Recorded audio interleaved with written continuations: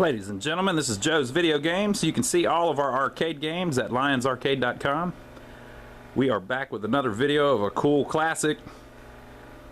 This is a kind of lesser appreciated classic, but it does have its fans. This is Sega's Zaxxon. This is in the full-size upright cabinet with all the artwork and everything. Came right off the assembly line like this. I believe this game came out in 1982 and was one of the Sega Gremlin games. So, since we got in a cool dedicated one, we figured we'd take a video of it and show it to you in case you haven't seen one in a long time. That's because it's been hiding here. Well, we got it out of our warehouse and fixed it up, and it is now for sale in our showroom. This game gave us a little trouble with the board. We had to do several things to get it back up and running. I always thought they had cool side art though. I'll tell you about the board here in a minute. Basically, you are this ship here, and you have a laser.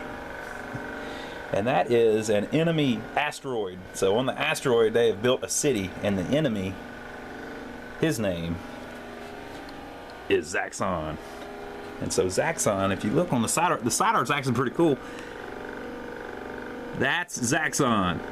He's a robot at the end of the asteroid. That may be the only time you see him, because even though I'm going to play it here in a minute, I'm even worse at this game than I am at most games, so I don't know if I'll even get to him. But anyway, this is one of Sega's dedicated Zaxxon cabinets. The art's kind of cool on it. I like how they got the blue and the purple there. That was a neat color scheme, right?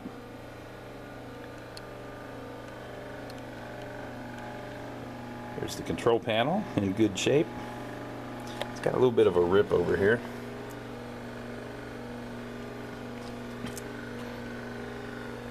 So it's real simple. You got a flight stick, and on the front of it is a trigger, and then on each side you've also got a fire button. All three of those fire buttons do the same thing. They just fire, and you can't get any power-ups or anything. You've just got your ship and you've got a gun. Oh, and whenever you hit the fire button, that little light comes on, and it does it if you hit any of them. They probably went through a lot of trouble to make that happen, but it must have been really important to them. So there it is. And it had this interesting cabinet. This was Sega put a bunch of different games in this cabinet. It's kind of got an imposing look, which was probably pretty stylish back whenever this came out in 1982. You can see the side art over here. It's not quite as nice on this side. You can see the back of the cabinet. It's in pretty good shape. There's a big fan right here. This thing, man, it'll blow your hair back. It's like you're riding in a convertible if you get near that thing. But it keeps the cabinet really cool because they've got a lot of stuff going on. This game, it had a weird perspective. If you look, it's like a 3/4 view perspective. And so you fly through at 3/4, and that hadn't been done before, really. So that was really top of the line. Here, I'll film it. You can kind of see it. The background's so dark, it's kind of hard to see it. But it had a 3/4 view perspective, which it took them a lot of stuff to make that actually work. It sounds real simple, but as soon as you do that, everything has to be kind of three-dimensional, which hadn't really been done too much before then. So this was the first game that had that kind of an angle as you flew through, and so it's got a pretty big board in it, and I think maybe they thought that it was going to overheat, or that they were going to have temperature problems, but back then I think most of the Sega cabinets had several fans in them. Even back then, like the Turbo has a big fan in it and stuff like that. So I think Sega just wanted to make sure that the stuff stayed clean, or stayed cool. So that's that fan you're hearing. So anyway, I thought I'd show the front a little bit.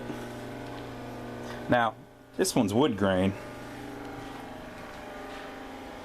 They also made like a lighter wood grain one. We've had that one before. And then they made one that was just brown. So I think they sold so many of these that they ran out of the film, like the vinyl, to make it that color. So they made some of them with a lighter vinyl, and then they ran out of that too, so they used just a brown painted cabinet. So they've got several different versions of this same cabinet. I think they sold a ton of them. Zaxxon was a pretty popular game. We've actually had several because they pop up all the time. So down here on the bottom, there's this little door, and this is where, you know, here's the coin mechs right there. And as usual, this cabinet is not in perfect shape. You can see the lip, the bottom of the door there. It's not in perfect shape, but it works good and we like it. So, but anyway, here's the coin mechs. The quarters fall in there, and then they'd fall down here to the bottom, so the operator would come by and open that door up. And then down here, he's got a little meter. Let's see if we can see what it says. It says 20,627 quarters went through this thing. That would only be $5,000. So, who knows, right? I guess that has to be right though, because if it was, you'd be looking at a million plays if that's not correct. So I guess that's correct. But it has these little buckets here on the side, one for each side. They had this thing built up. They sure didn't think it was going to make 20,000 quarters. They thought it was going to make 20,000 quarters in a week. Look at those. Look at that, man. So anyway, that was to catch all the quarters. So we'll close that back. And then I'll show you in here. This folds down. There's the coin mechs on the back side of the door. And then inside there you can see where the board is. Now, that's the game board. Zaxxon has this problem. This area that I'm shooting at right now, that's the sound section. And Zaxxon has this problem where the caps dry out and drift and aren't the right value, the capacitors. So it'll do these weird things where the sound will stop working and just fade out, and whenever there's an explosion you won't hear it anymore and things like that. So if you get one of these and it's doing that, you've probably got a problem with some of those caps down there on the corner section of the board. And if you've got some sounds missing, some of those ICs in that area probably have an issue. And then another thing about this cabinet, whenever you open that door like we just did, that little switch there pops out. You can see it's all dirty because somebody had a piece of tape on it. Now the reason for that is because when that switch pops out, it turns off the game. So normally when the door was shut, that would hold in. So as you can see, the game's off. And so you would push whenever you'd lock the door shut, it would hold that in, which would make the power work and make the game come up. The reason they did that was so that if it's in the arcade, that transformer right there, you know, has 120 volts on it. So if it was in the arcade and a kid broke the lock or jimmied the door open, that door would fall open, and if the power was still on, you could reach in there and get hurt. But if the door opens, it pops that little switch out and turns the power off so that you can't get hurt. What we usually do on this particular game is, it doesn't have a free play, so you can't get in it to, this is the service switch right there. That adds credits. But you can't do that if the game's turned off. So what we usually do is we move that box back just a little bit, and that allows you to pull out on that where it'll stay out. That's called the service switch. I'm not the service switch, I can't remember what it's called. Anyway, interlock switch. The interlock switch. You can pull that out if you're working on the game, which will put the power back on. So we move it back a little bit, pull it out, so then you can open the door and hit the service switch to add credits if you want, or go into the test menu or whatever you want to do. And then of course we tell the customers about it so that in case they do have kids, they'll know to watch out for that. I don't think it would kill anybody, but you could definitely get a good shock off of that. So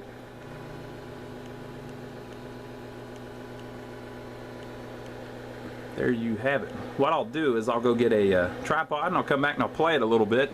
Again, I am not very good at this game, but we'll go through it and film at least a little bit of the first level. Alright folks, we're back. And as usual, we are just aiming the camera at the screen. So those lines you see rolling through there, nothing's wrong with the monitor. It's just that's what happens whenever you try to videotape a monitor at a different shutter speed than the refresh rate of the resolution or whatever on the screen. So we're going to play through it.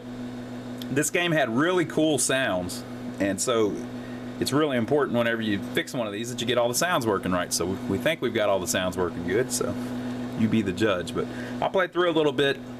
As you can see over here on the left, there's a little, watch how when he goes up and down, you'll see that line go up and down. That's an altimeter, so it tells you how high in the air you are. You can't fly straight because like there's only a little certain spot you can go through. Like see the little hole there? He just flew into the barrier and blew up. So you have to watch where you are on the screen, how high you are, so that you can miss the objects that are in front of you.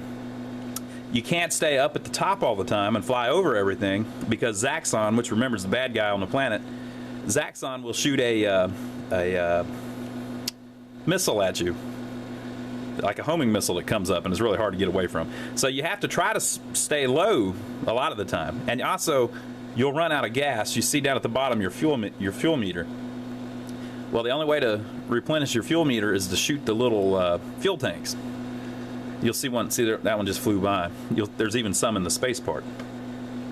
So you've got to stay low a lot of the time, and you can't just fly high all the time. But you need to watch where you're flying whenever you're on the asteroid so that you don't fly into a barrier or anything. And the trick to figuring out how to do it is the ship. See how he's shooting basically the whole time, and you can see how the ship's getting smaller and bigger and everything else. That's, you know, that was pretty awesome for its time in 1982. But whenever you're going through the barrier, what you do is you shoot at it, and if the bullet hits it, well, that means you're right in front of it. So you lower down to where the bullet doesn't hit it and goes through it. Well, once it does that, then you know you're at the right altitude where you can fly right through it. So see how he's hitting the wall? So he moved over to where he wasn't hitting the wall anymore. Those are the fuel tanks that you need to replenish your fuel. So watch how he shoots at this barrier here in a second. That's the homing missile we were talking about. Hard to get away from. So alright, we'll play through it a little bit, and again, I'm not great at this, but we'll go for it.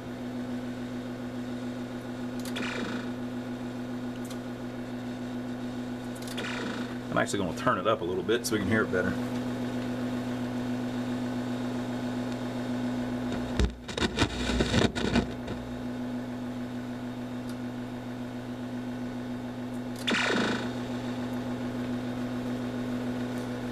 All right, here we go.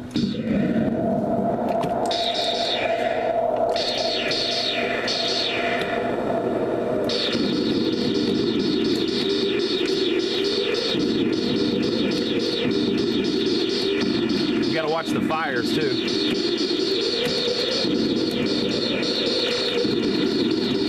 So see how I'm hitting the barrier, but you go up a little bit and you're no longer hitting it?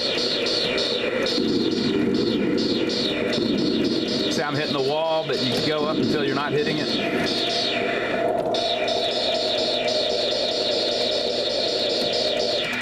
Oh, he got me.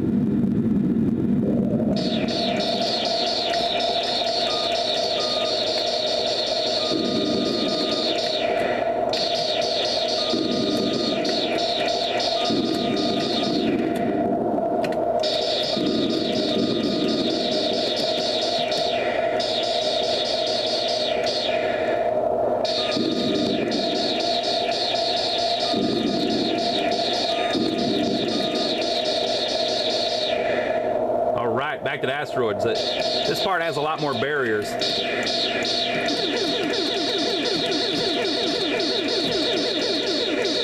Barely made it. See how it's going through so I can fly through. So this one's tricky.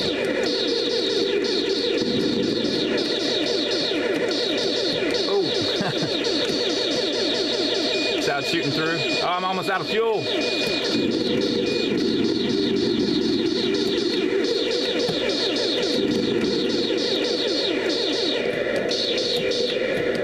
All right, here we go, folks. I'm gonna run out of fuel. Oh, man. There's a secret spot you can be. I can't remember what I'm supposed to shoot. There we go, it's the missile. Oh! One more time.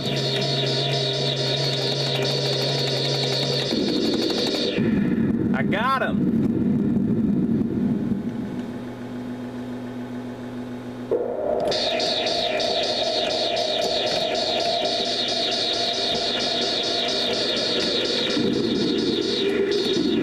Oh.